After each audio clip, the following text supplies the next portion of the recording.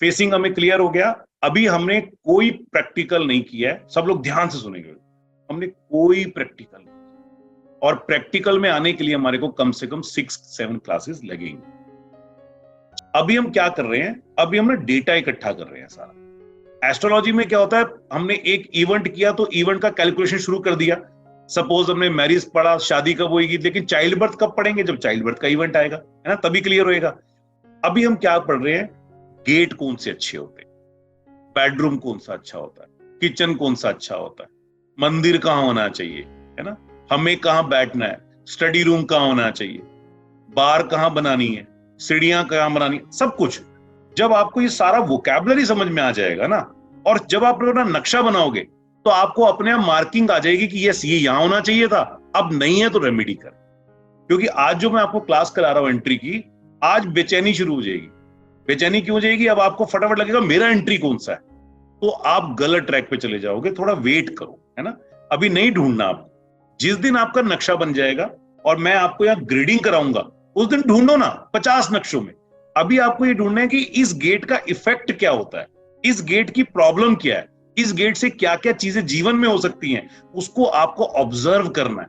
कैसे, जब आपको पता लगेगा कि जहां भी जाते हो आपको आइडिया लगता है कि इसके घर में ये प्रॉब्लम है, आप नोट करो इसका ना ये गेट होना चाहिए, हमारे घर में ये सिचुएशन है, ये गेट होना चाहिए। आपके 10 में से अगर 5, 6, 7 सिम्टम भी मैच कर गए ना, तो आप वास्तु टिप्स पे खेलो, आपको नक्शे की नीड नहीं पड़ेगी। फिर इसके बाद जब जोन करेंगे तो और एडवांस हो जाएगा, फिर उसके बाद जब रूम्स करेंगे और एडवांस हो जाएगा। अभी डेटा इकट्ठा करो कि हमारे पास सारा डेटा आ जाए। जैसे हम प्रैक्टिकल में आएंगे ना, ट्रस्ट करना, आपको अपने आप ही समझ में आ जाएगा। क्योंकि अभी आप फेसिंग जो मैंने बताया, उसके लिए हमें नक्शे की जरूरत नहीं है, आप घर से बाहर निकल रहे हो। लेकिन अब हमारे को हर चीज के नक्शे की जरूरत पड़ेगी, क्योंकि सेंटर पॉइंट चाहिए। अब सेंटर का क्लास तो मैंने लिया ही नहीं कि सेंटर कैसे निकालना है, क्योंकि सेंटर निकालने के बहुत मेथड है। कोई नक्शा टेढ़ा होगा, कोई गोल होगा, कोई आड़ा होगा, कोई ट्रायंगल होगा, तो सबको बनाने का तरीका डिफरेंट है। जैसे ही आपको सेंटर बनाना आ जाएगा तो आप अपना वोकैबुलरी यूज करोगे तो आपको गेट पिकड़ में आ जाएगा। करेक्ट। तो आज हम क्या करने वाले हैं, हमारा पहला पॉइंट वास्तु का, हमारे घर का गेट कौन सा होना चाहिए, एंट्री गेट जिसको। एंट्री गेट को समझने के लिए ना, सबसे इजी फॉर्मेट आपको बताता हूं कि उसको अंडरस्टैंड कैसे करें। हमारी बॉडी के अंदर बाहर से जो सांस आती है ना, हम सांस लेते हैं, हवा आती है, तो नाक के जरिए लेते हैं ना। समझ लो नाक हमारी बॉडी का ना एंट्री गेट है। जहां पर आपको अच्छी ऑक्सीजन मिलेगी आप फ्रेश फील करोगे, जहां आपको कार्बन डाइऑक्साइड मिलेगी आप रेस्टलेस फील करोगे, जहां जहरीली गैस होगी आप और प्रॉब्लम फील करोगे। ऐसा ही होगा ना। और जहां पॉइजनर, मतलब बिल्कुल पॉइजन वाली गैस होगी, वहां पर क्या होगा, ज्यादा देर आप रह ही नहीं सकते। क्या हो जाएगा, आप बीमार हो जाओगे, मरने वाले हालात हो जाएंगे। यही मतलब है ना। ऐसी हमारे घर की जो नाक है ना, जिसको नोज बोलते हैं, वो हमारा एंट्री गेट है। सिंपल। तो इसका मतलब उस एंट्री गेट से भी ऑक्सीजन की एनर्जी आनी है। अब जो ऑक्सीजन मैंने समझाने के लिए आपको बोला, वो बॉडी के लिए। वहां पर जो हम बात कर रहे हैं, वो गेट से हम बाहर की एनर्जी की बात कर रहे हैं, कि बाहर इतनी सारी एनर्जीज हैं, जिसके अंदर नेगेटिव भी है, पॉजिटिव भी है, अच्छी भी है, बुरी भी है। कुछ लोग इतने अच्छे होते हैं ब्लेसिंग वाले, कुछ गंदे होते हैं जिनकी नजरें गंदी होती है। ऐसा होता है ना, जीवन है। तो कौन लोग हमारे घर में एंटर कर सकते हैं, जब तक गेट बंद है तब तक एंटर नहीं कर सकता। गेट खुल गया तो एंटर कर जाएगा। तो जो गेट आपका खुल रहा है और बंद हो रहा है, वो एनर्जी एक्सचेंज का काम कर रहा है। यानी कि यहां से वो एनर्जी आ रही है और आपकी भी एनर्जी बाहर जा रही है। तो बाहर के वातावरण और आपके वातावरण को कनेक्ट करने वाला जो दरवाजा है ना, वो आपका एंट्री गेट। वास्तु में सबसे इंपॉर्टेंट चीज एंट्री गेट है, सबसे इंपॉर्टेंट। अगर किसी का वास्तु का मकान 50% मान लो ठीक है और एंट्री गेट खराब है, या 70% ठीक है, एंट्री गेट खराब है सिर्फ, तो समझ लो काफी खराब। तो एंट्री गेट को हम लोग एक प्रायर थिंग लेते हैं। क्यों? क्योंकि वो कनेक्ट हो रहा है ना। अब फील करो आप कि हम ऐसी जगह पे हैं जहां पर बहुत बदबू आ रही है। आपको अगर बोले 8 घंटे रहना है, आप बेचैन हो जाओगे, और हम बोले पूरा जीवन रहना है, तो कितनी दिक्कत आ जाएगी। ऐसी आपके घर की जो नोज है, आपके घर की जो गेट है, अभी नोज शास्त्रों का मेथड नहीं है, समझाने का मेथड है ना। कैसे बोलते हैं शास्त्रों में घर हमारी नोज होती है, मैं समझाने के लिए बोल रहा हूं। तो आपके घर की जो नोज है, अब वहां से वो बदबू आ रही है, अगर सपोज आई जा रही है, आई जा रही है, आई जा रही है, तो वो फैमिली को बीमार कर रही है, फैमिली की प्रॉस्पेरिटी खराब कर रही है, फैमिली की सुख सुविधाएं छीन रही। ये पॉइंट क्लियर हो गया। अब हमारी नाक तो एक ही है ना, नाक की जगह ही है, लेकिन अगर नाक को नीचे ऊपर कर दे तो भी प्रॉब्लम हो जाएगी। ऐसी हमारा जो एंट्री गेट है उसको भी नाक की जगह पे ही होना चाहिए। लेकिन एक मकान के अंदर बहुत सारे गेट हो सकते हैं, किसी के 3 हो सकते हैं, किसी के 2 हो सकते हैं, किसी के 4 हो सकते हैं। मंदिरों के तो 15-15, 16-16 गेट भी होते हैं ना, अलग अलग गेट होते हैं। तो जितनी गेट उतनी नाक, है ना, बॉडी में एक होती है, उनकी बहुत सारी नाक। तो हर गेट की वैल्यू इक्वल। सपोज पहले कंसेप्ट समझ लेते हैं ना। मेरी एक तो गेट है जहां पर मेरा ना वो खुलता है, स्लाइडिंग, मेरी गाड़ी अंदर जाती है। फिर उसके बाद मैं थोड़ा सा आगे जाता हूं, टर्न लेता हूं तो लिफ्ट आती। फिर लिफ्ट में ऊपर जाता हूं तो लिफ्ट से बाहर निकलती मेरे फ्लोर का गेट आता है जो मेरे फ्लोर को कनेक्ट करता है। लेकिन नीचे वाला मकान भी मेरा, ऊपर वाला मकान भी मेरा। तो इसका मतलब जितने भी गेट आपके आ रहे हैं ना, जिनसे कनेक्शन बन रहा है, वो सारे गेट है। लेकिन मेरे घर के अंदर मेरे ड्राइंग रूम और बेडरूम के बीच में एक गेट है, वो गेट नहीं है। अब बात समझ गए? अंदर आने के लिए जो गेट है ना, वो एंट्री गेट है। अब अपार्टमेंट की अगर हम बात करें तो एक टावर में बहुत सारे फ्लैट्स हैं। तो आजकल टावर क्या गेटेड बना दिए, यानी कि गार्ड खड़ा होता है, पहले अंदर आ पाए, फिर उसके बाद आप मेन गेट के अंदर आए, फिर लिफ्ट में चढ़े, फिर अपने फ्लोर पे गए, फिर अपने फ्लोर में जाने के बाद अपने गेट में गए। तो यहां पर अपने गेट की वैल्यू ज्यादा है। क्यों? क्योंकि वो वाला गेट बाकी सब लोग कंज्यूम कर रहे हैं, उनके बीच में डिवाइड हो जाएगा। लेकिन अगर आपका अपना ही मकान है, ऊपर से लेके नीचे तक आपके 4 फ्लोर हैं, 3 फ्लोर हैं, तो आपका जो मेन गेट है ना, वो भी प्राइमरी है, और आपका जो फ्लोर का गेट है वो भी प्राइमरी। ये बात भी समझ में आ गया आपको? यानी कि जहां अपार्टमेंट होगा वहां शेयरिंग होगा। अब हमारे पीछे भी एक गेट होता है, सर्विस लेन वाला, है ना, कूड़े वाला आता है, वो आता है, वो भी मेन गेट ही है आपका। वहां से भी वो कूड़े वाला एंटर करता है, एनर्जी आती है। तो ये मत कहना मैं तो उसको बंद रखता हूं ना। बंद रखते हो या नहीं रखते हो, वो गेट है, या तो ब्लॉक करो सीमेंटेड से, तो वो गेट माना जाएगा। वो क्लियर? किसी का कॉर्नर प्लॉट है, कॉर्नर में क्या है, उसका आगे भी है, पीछे भी है, और साइड में भी इतना लंबा गेट बना रखा कि अलग अलग गाड़ियां चले जाए। तो जो लंबा गेट बना रखा है ना पूरा, वो गेट ही है पूरा प्रॉपर।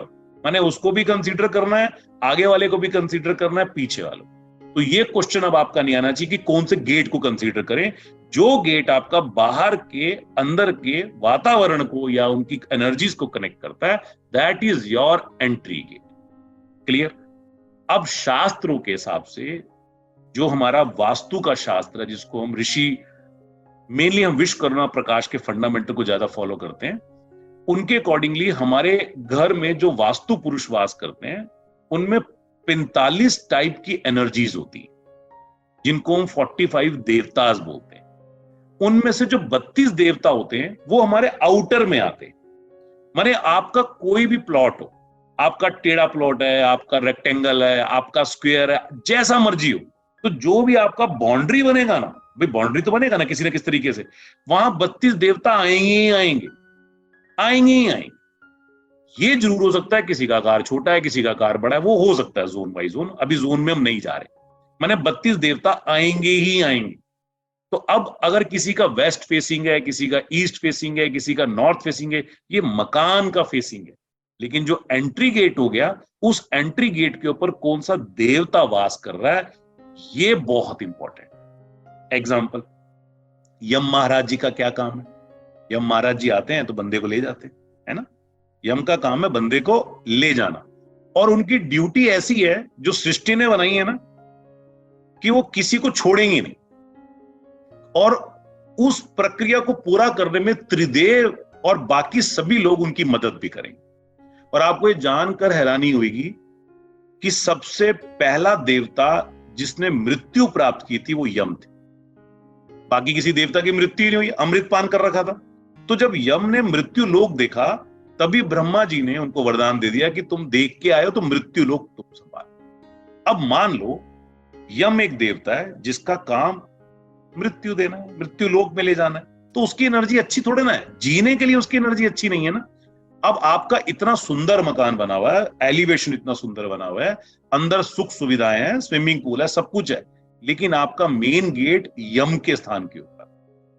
तो आपको समझ में आ गया, अंदर जितने भी लोग जो रहते हैं ना, वो बेचैन है, वो परेशान है। माने एनर्जी जो आ रही है, जो स्मेल आ रही है, या समझ लो ऑक्सीजन जो आ रही है, वो कार्बन डाइऑक्साइड से मिलके आ रही है या कार्बन मोनोऑक्साइड आ रही है, यानी कि बेचैन रहते हैं।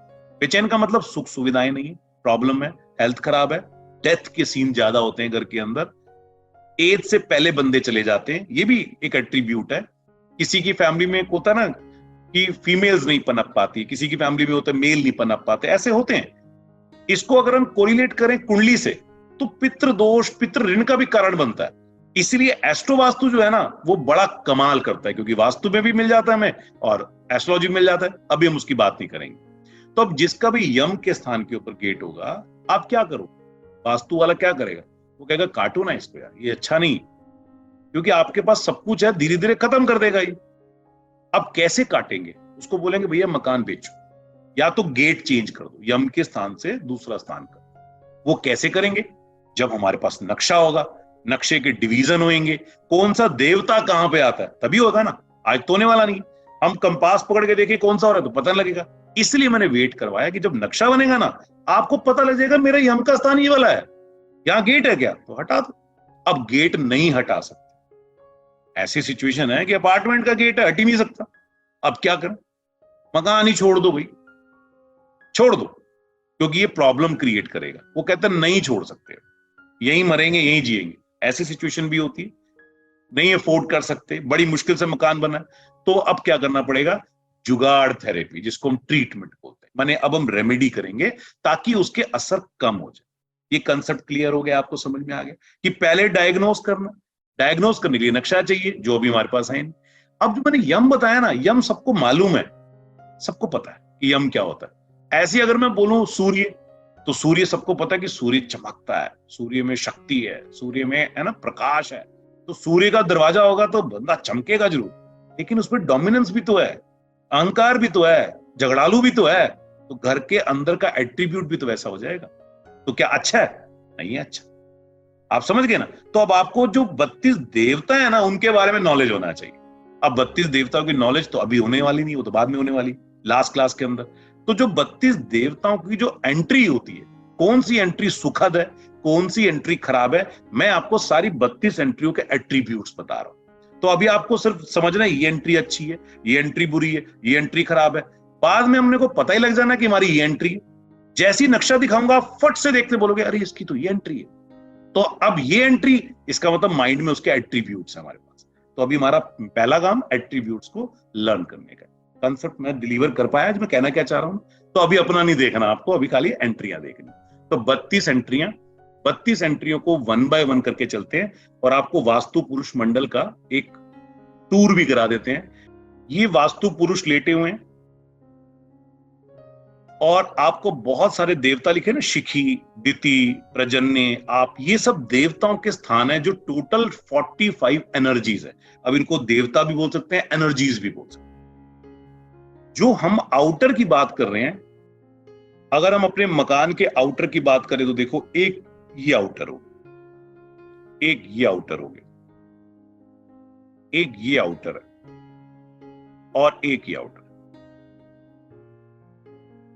ये 4 आउटर बनेंगे ना, जैसा मर्जी मकान आउटर बनेगा। सपोज हमारा मकान टेढ़ा मेढ़ा, एग्जांपल मान लो ऐसे है हमारा मकान, ऐसे, तो भी मैंने आउटर बना दिया, आउटर बन गया ना।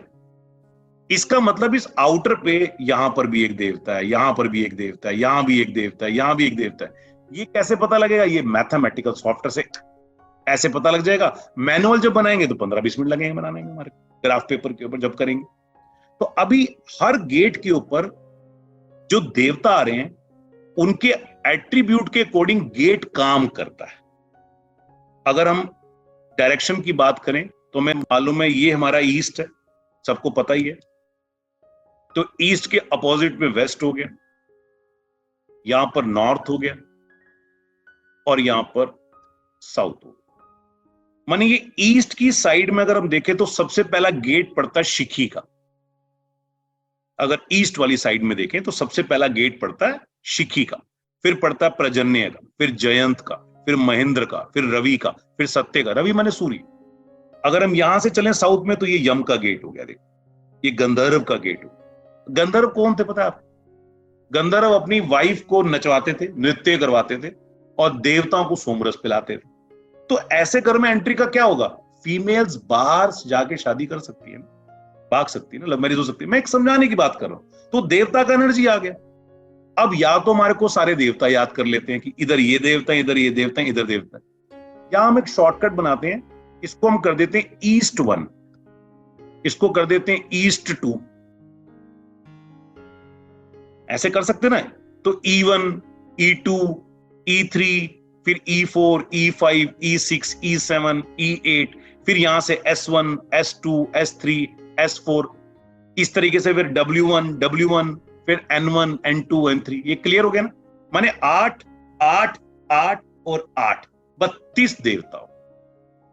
अब बोलेंगे मेरा पद शिखी का है, तब भी सेम है। मैं बोलूंगा मेरा गेट E1 है, तब भी सेम बात ही है, सिर्फ बोलने का तरीका डिफरेंट हो गया। तो हम अब कैसे याद करेंगे? E1, E2, E3, E4, E5 माने ईस्ट वाले गेट, ईस्टर्न वाले गेट है ना। और साउथ मतलब हो गया साउथ वाले गेट, वेस्ट माने वेस्ट वाले गेट। हालांकि इसके बीच में भी जोन बनते हैं। आपको बताया था ना 16 जोन बनेंगे, हर जोन में कुछ गेट आएंगे। उस पर हम आज जाएंगे नहीं क्योंकि कंफ्यूज हो जाएंगे। आज हम सिर्फ गेटों की बात करेंगे जो हमारे 32 गेट हैं। देखते हैं 360 डिग्री अगर हम लोग एक डायमीटर को लेके चलें, गोले को लेके चलें, और 32 क्योंकि हमारे देवता हैं, 32 हमारे पद हैं, इनको डिवाइड करें तो एक पद को यानी कि एक एरिया को 11.25 डिग्री का स्पेस मिलता है। ये क्यों बता रहे हैं आपको?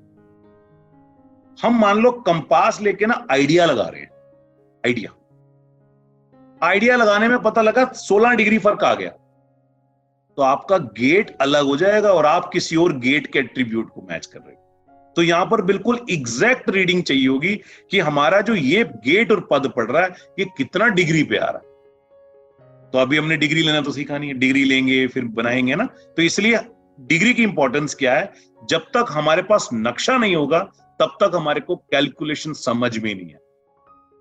ये पॉइंट क्लियर हो गया ना? क्योंकि 11.25 हमने अंदाजा लगाया, मैं घर के सेंटर में पहुंच गया, मैंने कहा मेरा गेट ना ये वाला बन रहा है, लेकिन जब नक्शा कट के आया, आर्किटेक्ट ने बनाया, ऑटोकैड ने बनाया, तो पता लगा 13 डिग्री फर्क आ गया। और 13 डिग्री का मतलब तो गेट ही कवर हो गया, पूरा का पूरा एक एंट्री गेट ही चला गया, माने एक देवता ही चला गया, दूसरा देवता आ गया। हो सकता है मैं सोच रहा हूं मेरा बड़ा अच्छा देवता है, लेकिन मेरा कैलकुलेशन में बेकार वाला देवता आ गया या बेकार वाला पद आ गया, तो गेम खराब हो।